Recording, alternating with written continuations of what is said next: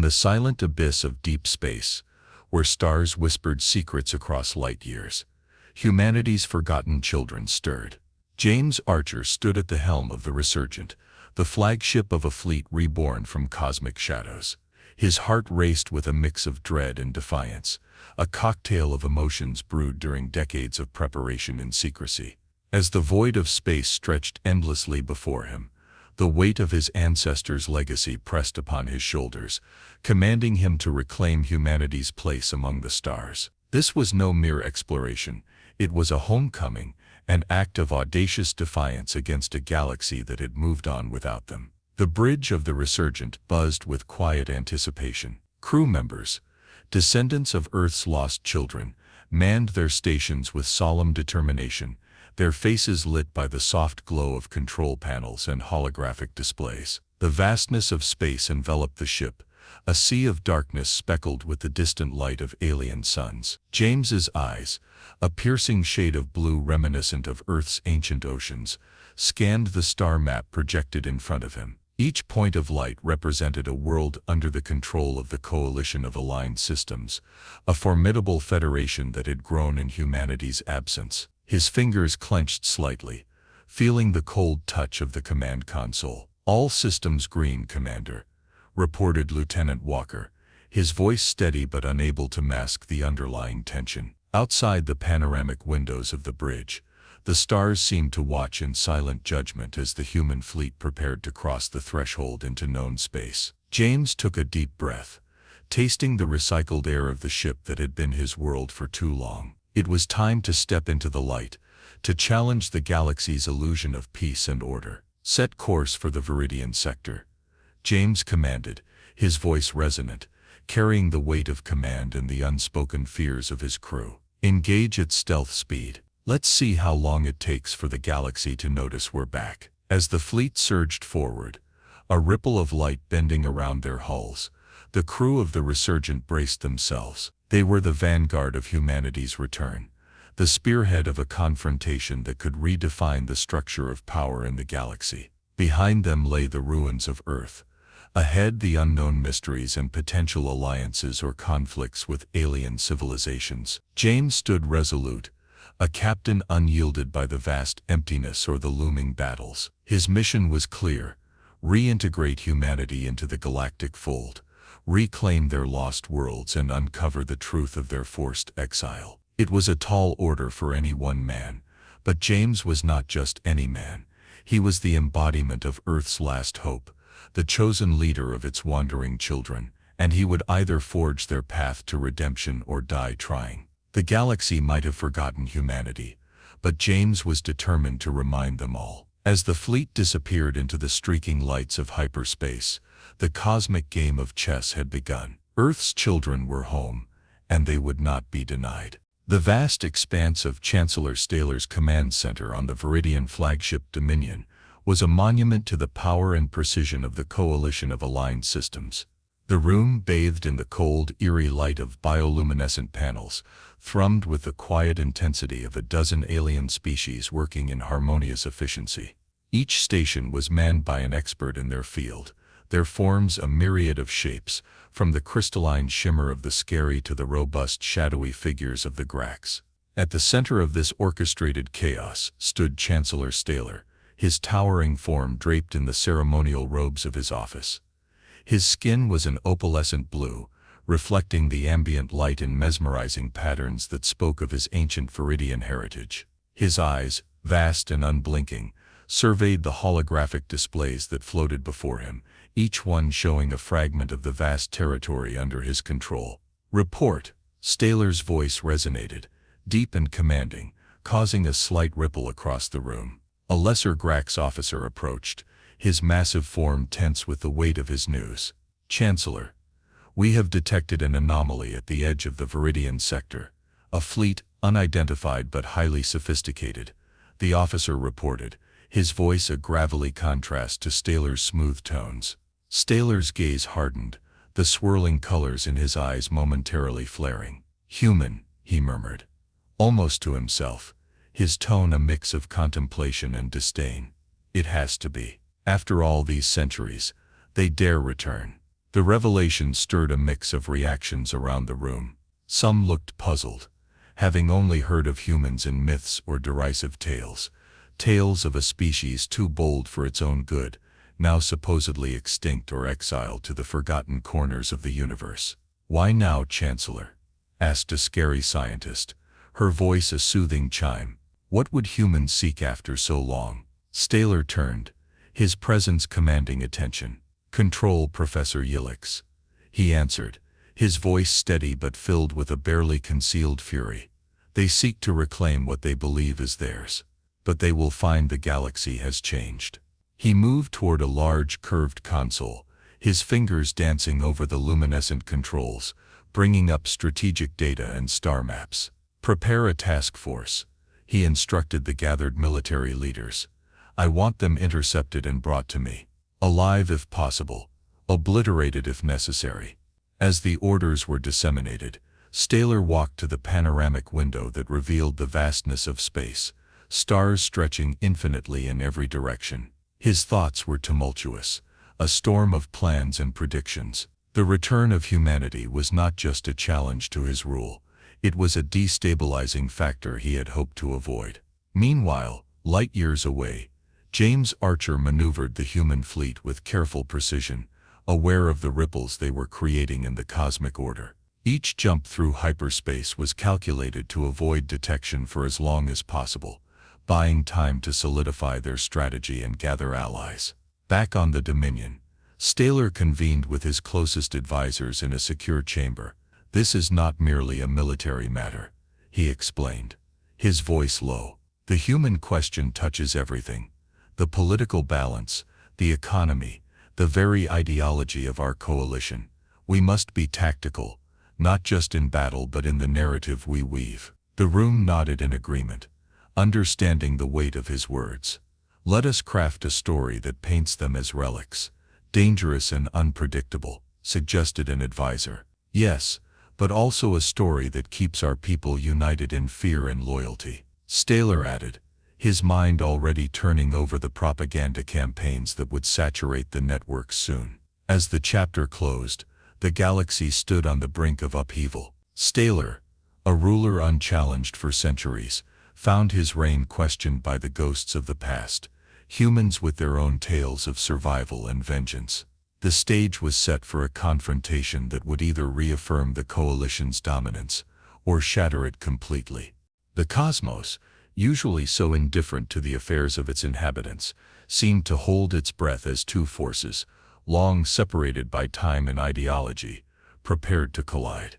The human fleet, spearheaded by the formidable Resurgent, cut through the starlit expanse of the Viridian sector, leaving a trail of displaced stellar dust that glittered like cosmic breadcrumbs in their wake.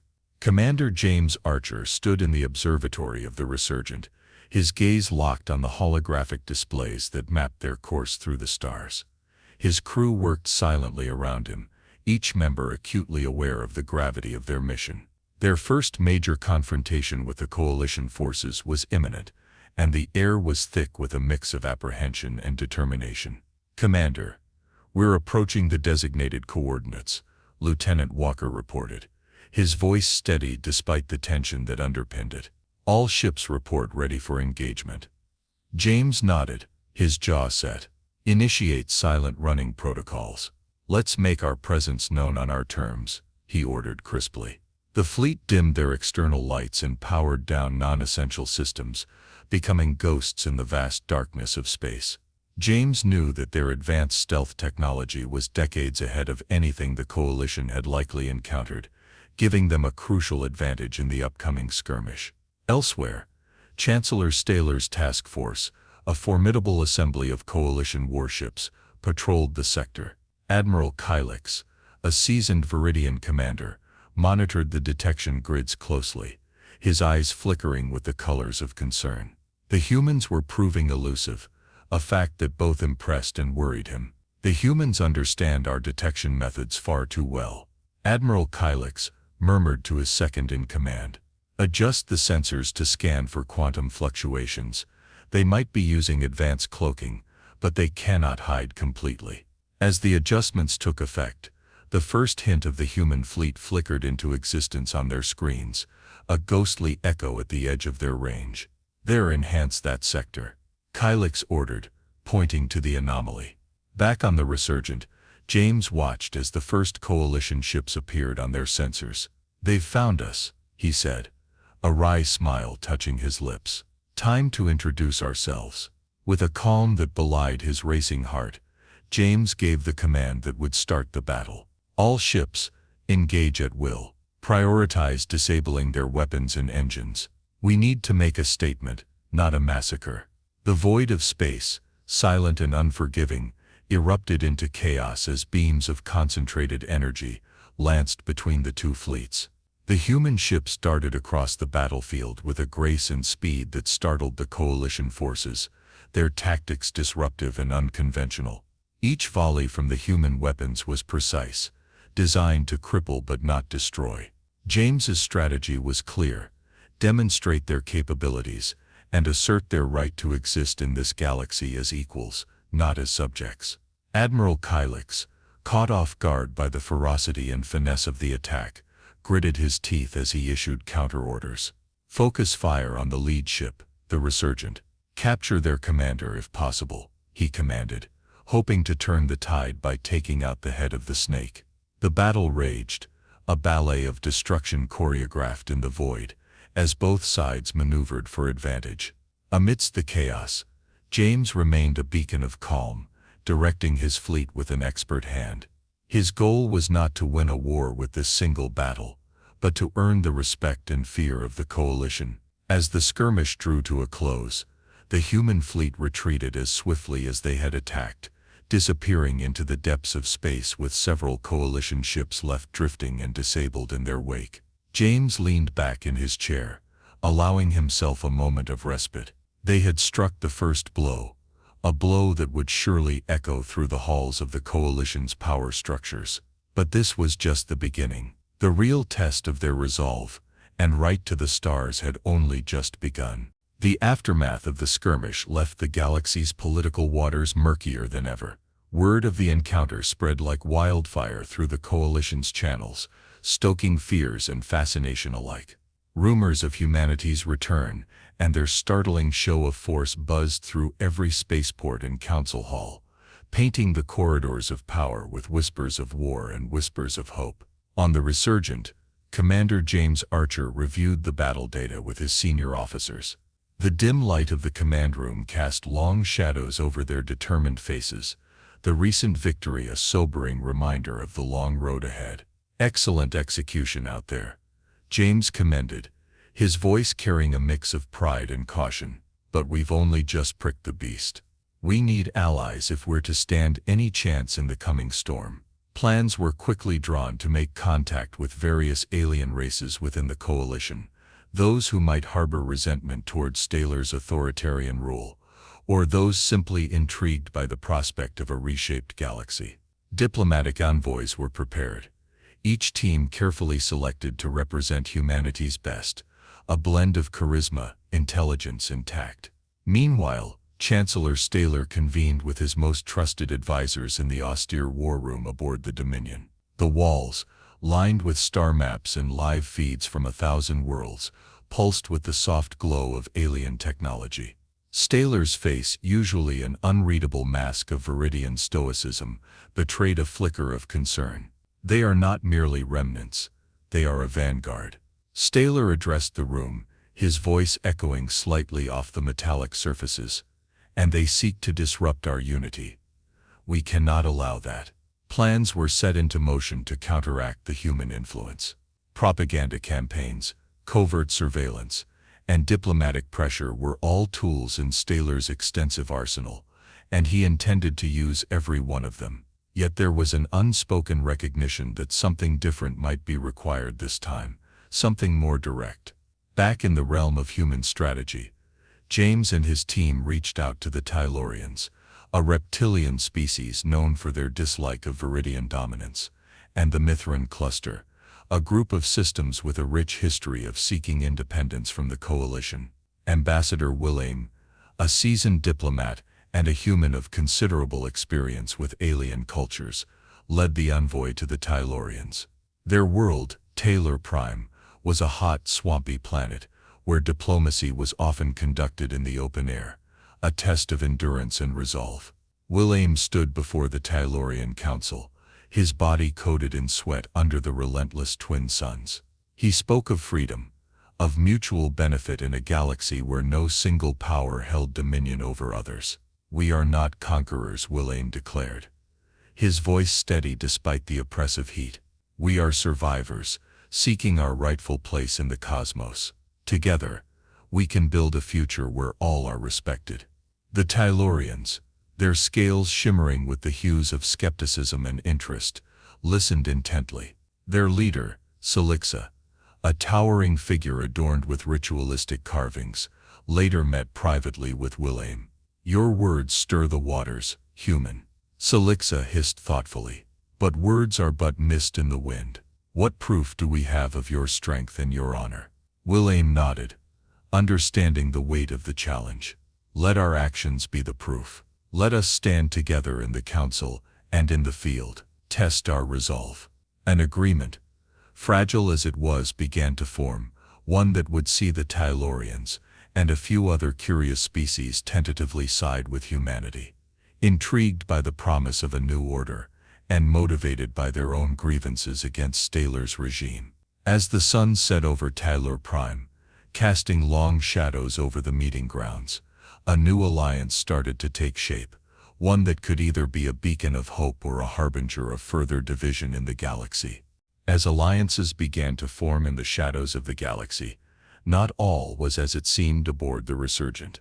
Amongst the camaraderie and shared purpose of Commander James Archer's crew, a sinister plot was silently unfolding, one that threatened to undermine the fragile bonds just beginning to weave together the fabric of a new coalition.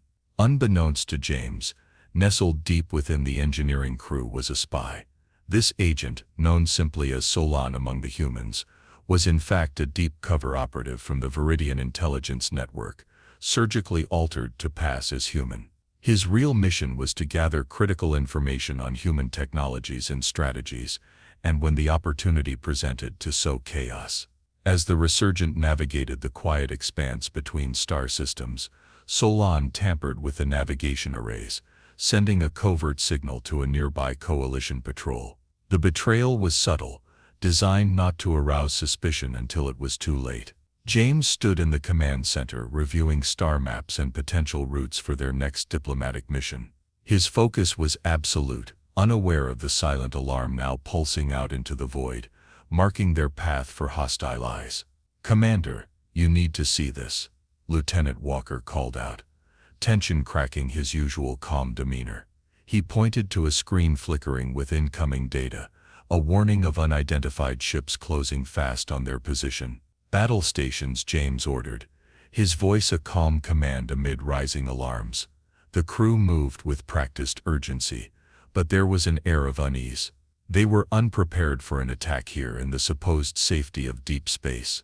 The first salvo from the coalition ships rocked the Resurgent, a brutal reminder of the galaxy's harsh realities. Shields flared under the impact, holding but highlighting the dire situation.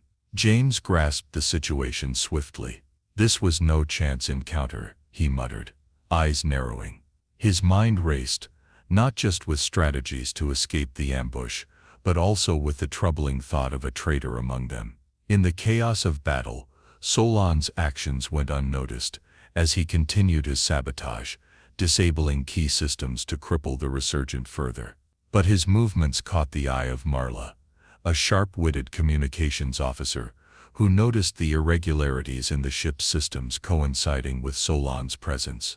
As the ship lurched under another hit, Marla made her way to confront Solon, her suspicions a heavy weight in her chest. She found him at a terminal, his hands flying over the controls in a sequence that was certainly not for repair. "What are you doing?" she demanded, voice raised over the din of alarms. Solon's head snapped up, his mask of camaraderie slipping to reveal a momentary flash of his true self. "Saving us," he lied smoothly. But Marla wasn't convinced. She didn't have time to argue. Acting on instinct, She tackled him just as he was about to send another burst of data to the coalition attackers. The scuffle was brief. Marla's determination overpowered Solon's surprise. With Solon restrained, Marla quickly reversed some of his sabotages, buying the resurgent enough time to maneuver out of direct fire. "Commander, I think we have a traitor," she reported over the comm, breathless from the altercation. James responded with a grim nod, already piecing together the puzzle. "Good work, Marla. Lock him up. We'll deal with him once we're clear." The battle waned as the resurgent used its superior speed to escape into the cover of a nearby asteroid field, the rocky terrain providing a respite from pursuit. The crew was left to contemplate the harsh lesson: not all threats were external. As James surveyed the damage and prepared to question Solon, the weight of command felt heavier than ever. Trust had been breached, and the road ahead promised not only external battles, but also the internal challenge of keeping his crew united. In the aftermath of the ambush and Solon's betrayal, the mood aboard the Resurgent was somber. The trust that had been the backbone of the crew's unity was now frayed, leaving a palpable tension that Commander James Archer knew he must address. As the fleet regrouped within the relative safety of the asteroid field, the damage to the ship and to morale was assessed. The engineering team, under the wary eye of security personnel, worked diligently to repair the sabotage inflicted by Solon, while James prepared for the confrontation that would unravel the extent of the betrayal. In the dimly lit confines of the brig, James faced Solon, who sat restrained, his usual confident demeanor replaced by a sullen resignation. "Why?" James's voice was not just a demand for information but also echoed the betrayal felt by all. Solon met James's gaze, his own eyes a mirror of conflict. "Survival, Commander. I did what I believed necessary to ensure the survival of the coalition," he stated flatly, the justification sounding hollow even to his own ears. James studied him, the anger simmering beneath his calm exterior. "You endangered the very people you lived alongside. For what? Fear of change." Solon looked away, the weight of his choices pressing down upon him. "Fear of what your return means for the galaxy," he admitted. This encounter left James with much to ponder, the vulnerability of his fleet and the wider implications of their return. It was clear that their journey would be even more perilous than anticipated, not just due to external threats, but also from the divisions within. Meanwhile, the crew rallied. The betrayal had shaken them, but it also reinforced their resolve. Marla, now tasked with tightening security protocols, took to her role with a newfound vigor, ensuring that Solon's breach would be the last. With repairs underway, James called a meeting with his senior officers to strategize their next moves. They needed allies more than ever, and James proposed a bold plan to seek support from the Mithran cluster, a collective of systems known for their independent streak and discomfort under Staler's rule. The journey to the Mithran cluster was tense, with the crew on high alert for further coalition interference. Upon arrival, they were met with cautious curiosity. The Mithrans, a diverse group of species with a rich cultural heritage, were intrigued by the humans but wary of their intentions. James, accompanied by Ambassador William and a small delegation, engaged in intense negotiations with the Mithran leaders. Their council chamber, a vast open structure adorned with artifacts of their history, was a testament to their values, pride in their heritage and a fierce desire for autonomy. "We seek no dominion over anyone. Our goal is to live freely among the stars, as equals," James conveyed earnestly, his words echoing around the chamber. The Mithrans, led by Speaker Leora, a formidable figure with a keen intellect, listened intently. "What guarantees can you offer? Your fight is with Staler, but it need not be ours," Leora challenged, her voice resonant with the authority of her position. James nodded, understanding the gravity of her request. "Let our actions be the guarantee. Stand with us, and together we can ensure that the galaxy becomes a place where all voices are heard, not just those loud enough to drown out the rest." The negotiations stretched on, each side cautiously circling the terms of an alliance. Finally, an agreement was reached. The Mithrans would provide support, albeit limited, to test the humans' resolve and integrity. As the Resurgent and its fleet prepared to leave the Mithran cluster, James felt a cautious optimism. The path forward was fraught with danger and uncertainty, but now buoyed by new allies and a renewed sense of purpose, they were better equipped to face whatever challenges the galaxy threw at them. The tenuous strands of alliance, woven by Commander James Archer, began to coalesce into a tangible force, as the Resurgent and its fledgling coalition of Mithran and Taylorian ships positioned themselves for what was anticipated to be a definitive confrontation with Chancellor Staler's forces. The stakes had never been higher, with the very fate of the galaxy hanging in the balance. The battleground was chosen near the Helion Belt, a volatile region of space known for its erratic asteroid fields and challenging gravitational anomalies. James surmised that the unpredictable environment would level the playing field, neutralizing some of the technological advantages of the coalition forces. Aboard the Resurgent, the mood was one of grim determination. Crew members checked their stations with quiet focus, understanding that the coming battle was not just about survival, but about shaping the future of interstellar society. James reviewed the battle plans with his senior officers in the strategy room. The holographic display at the center of the room showed their fleet, a patchwork of human Mithran and Taylorian ships, poised for conflict against the imposing armada of the coalition, which was arrayed in a tight formation of brutal efficiency. "We strike hard and fast at their command ships," James instructed, pointing to the highlighted weaknesses in the enemy's formation. "Disrupt their chain of command, and the rest will follow." As the fleets approached engagement range, the vast emptiness of space was soon filled with the lethal ballad of war. Energy weapons lit up the dark, their brilliant arcs painting streaks of destruction across the starlit canvas. The Resurgent led the charge, its cannons unleashing a barrage of fire that illuminated the void. Admiral Kylix, commanding the coalition forces from his flagship Vindicator, responded with a calculated ferocity. His ships moved in a coordinated dance of death, their return fire devastatingly precise.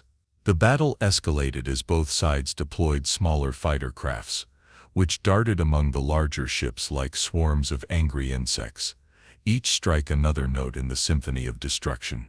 Amid this chaos, James maneuvered the Resurgent with a veteran's skill, each move calculated to draw the coalition deeper into the asteroid field.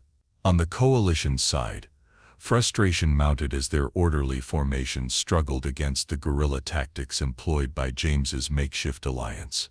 Admiral Kylix realized too late that his opponent's strategy was not just about physical confrontation, but about dragging his forces into a battle of attrition within the perilous terrain. Meanwhile, on a smaller scale but with no less intensity, Marla led a squadron of fighters, weaving through the asteroids with breathtaking agility. Her team targeted the coalition's supply lines, severing the lifelines that fed their war machines.